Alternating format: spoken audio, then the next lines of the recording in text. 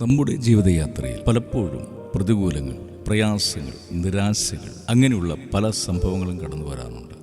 അപ്പോഴൊക്കെ മനസ്സ് വല്ലാതെ വേദനിക്കുകയും എങ്ങനെ ജീവിതത്തിൻ്റെ രണ്ടറ്റവും ഒന്ന് കൂട്ടിമുട്ടിക്കുവാൻ കഴിയുമെന്ന് ചിന്തിക്കുന്ന ഒട്ടനവധി സന്ദർഭങ്ങൾ നമ്മുടെ ജീവിതത്തിലുണ്ടാകുന്നു. നിരാശകൾ കടന്നു വന്നിട്ട് ആഹാരം കഴിക്കുവാൻ പോലും കഴിയാതെ, ജോലിക്ക് പോകുവാൻ പോലും കഴിയാതെ, നിരാശ മൂടിയിട്ട് ആകെ അസ്വസ്ഥമാകുന്ന ഒട്ടനവധി നിമിഷങ്ങളിലൂടെ ഓരോ ദിവസങ്ങളും നമ്മൾ കടന്നു പോകാറുണ്ട്.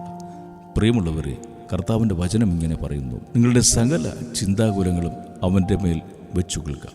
സകല ചിന്താകുലങ്ങളും എന്ന് പറയുമ്പോൾ നമ്മൾ ഏതൊരു കാര്യമായാലും ശരി തന്നെ, ആ കാര്യം ചെയ്യുന്നതിന് മുമ്പ് നമ്മൾ ചിലതൊന്ന് തീരുമാനിച്ചെടുക്കാറുണ്ട്.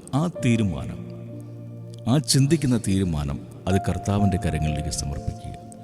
വചനം പറയുന്നു, നിങ്ങളുടെ സകല ചിന്താകുലങ്ങളും അവൻ്റെ മേലിട്ടുകൊള്ളുക, അവൻ നമ്മെ സഹായിക്കും. ഈ ഒരു ദിവസം നമ്മുടെ ജീവിതത്തിൽ ഏത് ചിന്തകളോ ഭാരങ്ങളോ പ്രയാസങ്ങളോ പ്രതികൂലങ്ങളോ ആയിക്കൊള്ളട്ടെ, അത് കർത്താവിൻ്റെ കരങ്ങളിലേക്ക് സമർപ്പിക്കുക.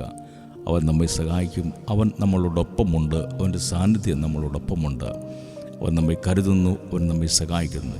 അവൻ നമ്മെ സ്നേഹിക്കുന്നു. ആ സ്നേഹത്തിൻ്റെ ആഴം മനസ്സിലാക്കി മുൻപോട്ട് പോകുവാൻ സർവ്വശക്തനായ ദൈവം നമ്മെ സഹായിക്കുമാറാകട്ടെ. ആമേൻ, ആമേൻ.